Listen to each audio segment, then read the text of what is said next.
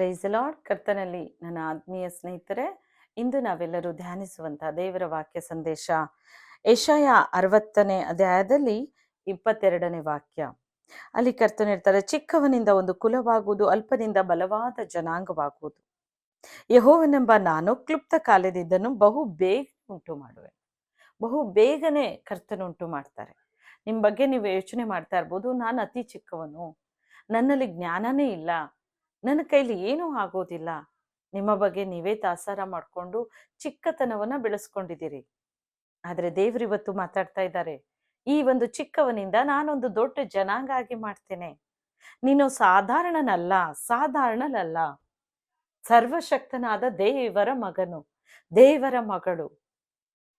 ಒಬ್ಬ ಚಿಕ್ಕವನಾಗಿ ನೀನ್ ಕಾಣ್ತಾ ಇರ್ಬೋದು. ಈ ಭೂಮಿಯಲ್ಲಿ ನನಗೆ ಯಾರೂ ಇಲ್ಲ, ಏನು ಸಹಾಯ ಇಲ್ಲದ ವ್ಯಕ್ತಿ, ನಾನು ಏನೂ ಅಲ್ಲದಂತ ವ್ಯಕ್ತಿ, ನಾನ್ ಯಾಕೆ ಇಷ್ಟು ದೊಡ್ಡ ವ್ಯಕ್ತಿ ಆಗಕ್ ಸಾಧ್ಯ ಯೋಚಿಸ್ತಾ ಇದ್ದೀರೋ?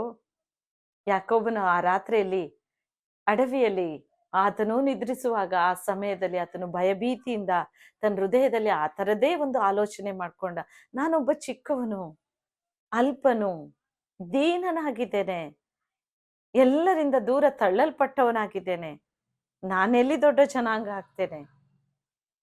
ಹೌದು, ಅವನ ಮನಸ್ಸಿನಲ್ಲಿ ಒಂದು ಚಿಕ್ಕದಾದಂತ ಒಂದು ಕೊರತೆ ಇರುವಂತ ಒಂದು ಮಾತುಗಳನ್ನ ದೇವರ ಸನ್ನಿಧಾನದಲ್ಲಿ ಅವನ ಹೃದಯದಲ್ಲೇ ವಿಜ್ಞಾಪನೆ ಮಾಡ್ಕೋತಾ ಇದ್ದಾನೆ.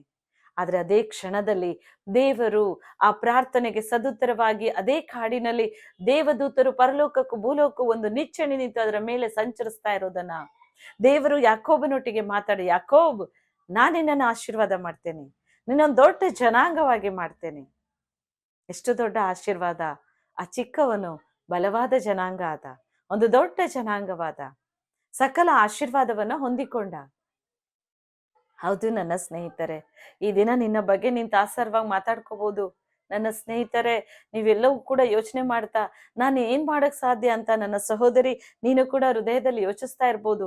ಸೇವೆ ಮಾಡ್ತಾವು ಕೂಡ ಮಾಡುವಂತ ಸೇವಕಿಯರು ಕೂಡ ಅಂತಾರೆ, ನಾವೇನು ಅಲ್ಲದವರು, ನಾವೆಲ್ಲಿ ಇಂಥ ಒಂದು ಕಾರ್ಯ ಮಾಡಕ್ ಸಾಧ್ಯ ಇಲ್ಲ, ಎಲ್ಲಿ ನಾವು ದೊಡ್ಡ ಜನಾಂಗವನ್ನ ಗಳಿಸಕ್ ಸಾಧ್ಯ ಆಗುತ್ತೆ?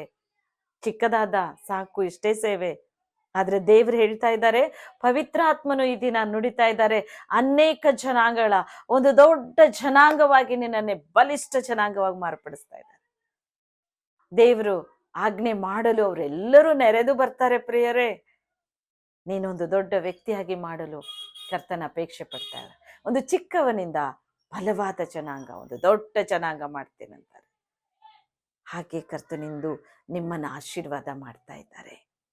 ಎಷ್ಟು ಮಾತ್ರಕ್ಕೂ ನಿಮ್ಮ ಬಗ್ಗೆ ನೀವು ತಾಸಾರ ಮಾಡ್ಕೋಬೇಡಿ, ನನ್ನ ಬಗ್ಗೆ ನಾನು ಏನೂ ಅಲ್ಲ, ನನ್ನ ಕೈಲಿ ಏನೂ ಆಗಲ್ಲ. ಇಲ್ಲ, ಕರ್ತನು ಮಾಡಿ ತೋರಿಸ್ತಾರೆ. ನಿನ್ನಲ್ಲಿ ನನ್ನಲ್ಲಿ ಇರುವಾತನು ದೊಡ್ಡವನು, ಸರ್ವಶಕ್ತನು. ಪ್ರಿಯರೇ, ಈ ದಿನ ಲೋಕಕ್ಕೆ ನೀನು ಏನು ಕಾಣಿಸ್ತಂತೆ ಇರ್ಬೋದು, ನಾಳೆ ದೇವರು ನಿನ್ನನ್ನೇ ಆ ತಕ್ಕ ಸಮಯದಲ್ಲಿ ಎತ್ತರವಾಗಿ ಇಡ್ತಾ ಇದ್ದಾರೆ. ಉನ್ನತ ಸ್ಥಾನ, ಗೌರವದ ಸ್ಥಾನಮಾನಗಳಲ್ಲಿ ನಿನ್ನನ್ನು ನೇಮಿಸ್ತಾ ಇದ್ದಾರೆ. ಅನೇಕ ಜನಾಂಗಗಳನ್ನ ದೇವರು ನಿನಗೆ ಕೊಡ್ತಾ ಇದ್ದಾರೆ. ದೊಡ್ಡದಾದ ಜನಾಂಗವಾಗಿ ನಿಮ್ಮನ್ನೇ ಮಾರ್ಪಡಿಸ್ತಾ ಇದ್ದಾರೆ. ಸಂತೋಷ ಪಡ್ರಿ. ಪರಿಶುದ್ಧಾತ್ಮನು ಈ ದಿನ ಈ ವಾಗ್ದಾನದಿಂದ ನಿಮ್ಮ ಸಂಗಡ ಮಾತಾಡಿದ್ದಾರೆ. ನಿನ್ನ ಬಗ್ಗೆ ನೀವು ತಾಸಾರ ಮಾಡ್ಕೋಬೇಡಿ. ಇವತ್ತೇ ತೀರ್ಮಾನ ಮಾಡಿ, ಕರ್ತನೇ, ನಾನೊಂದು ಅಲ್ಪನು ಅಂತ ಅನ್ಕೊಡು, ಆದ್ರೆ ನಿನ್ನಿಂದ ನನ್ನನ್ನು ಏನ್ ಬೇಕಾದ್ರೂ ಮಾಡೋಕ್ಕೆ ಶಕ್ತಿ, ನೀನೇ ಶಕ್ತನು ಸ್ವಾಮಿ. ನಮ್ಮ ದೇವರು ದೊಡ್ಡವನು. ನಮ್ಮ ದೇವರ ಕೈಲಿ ಎಲ್ಲ ಆಗುತ್ತೆ ಪ್ರಿಯರೇ. ಅಸಾಧ್ಯವಾದ ಕಾರ್ಯಗಳು ಒಂದೂ ಇಲ್ಲ, ಸಾಧಿಸ್ತಾರೆ ಕರ್ತನು. ಆ ತಕ್ಕ ಸಮಯದಲ್ಲಿ ನಾನವನನ್ನ ಬಲವಾದ ದೊಡ್ಡ ಜನಾಂಗವಾಗಿ ಮಾಡಿರ್ತೇನೆ ಅಂತ ಇದ್ದಾರೆ. ಆ ಸಮಯ ಬಂದಿದೆ. ಹಿಂದೆ ನಿಮ್ಮನ್ನ ಸಮರ್ಪಿಸಿ ದೇವರ ಹತ್ರ ಬೇಡ್ಕೊಳ್ರಿ, ಕರ್ತನೇ, ನನ್ನನ್ನು ಹಾಗೆ ಮಾಡು. ಇಂದು ನಾನು ಕೂಡ ತಾತ್ಸಾರ ಪಡ್ತಾ ಇದ್ದೇನೆ. ನನ್ನ ಜೀವಿತದಲ್ಲಿ ಏನು ಸಾಧಿಸಕ್ಕಾಗ್ಲಿಲ್ಲ, ಏನು ಮಾಡೋಕ್ಕಾಗ್ಲಿಲ್ಲ, ಏನು ಓದಕ್ಕಾಗ್ಲಿಲ್ಲ, ಏನು ಬರೆಯಕ್ಕಾಗ್ಲಿಲ್ಲ, ಯಾವ ಎಕ್ಸಾಮ್ ಪಾಸ್ ಆಗ್ಲಿಲ್ಲ, ಯಾವ ಒಂದು ಜಾಬ್ಗೆ ಹೋಗಕ್ಕಾಗ್ಲಿಲ್ಲ, ಕರ್ತನೇ ಅಂತ ನೀವು ಕಣ್ಣೀರಿಡ್ತಾ ಇದ್ದೀರಿ.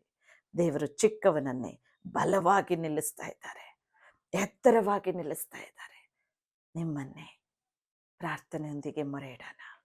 ಪ್ರೀತಿಯುಳ್ಳ ತಂದೆ ಸ್ವಾಮಿ, ಯಾರ್ಯಾರು ಕರ್ತನೆ ಅವರು ನಾವು ಏನು ಅಲ್ಲ ಎಂಬುದಾಗಿ ತಮ್ಮ ಬಗ್ಗೆ ಕರ್ತನೆ ಕೀಳಾದ ಇರುಮೆಯಿಂದ ಆಲೋಚನೆ ಮಾಡ್ತಾ ಇದ್ದಾರೋ ಅಂತ ಒಂದೊಂದು ಮಕ್ಕಳ ನೀನು ಮೇಲಕ್ಕೆತ್ತು ಏಸಯ್ಯ. ಅವರನ್ನು ಉನ್ನತ ಸ್ಥಾನಮಾನ ಗೌರವಕ್ಕೆ ತೆಗೆದುಕೊಂಡು ಬಾ ಏಸಯ್ಯ. ಒಂದು ಅಲ್ಪನನ್ನು ದೊಡ್ಡ ಜನಾಂಗವಾಗಿ, ಒಂದು ಚಿಕ್ಕವನಿಂದ ಒಂದು ದೊಡ್ಡ ಜನಾಂಗ ಮಾಡಿದ ದೇವರು ನೀನು.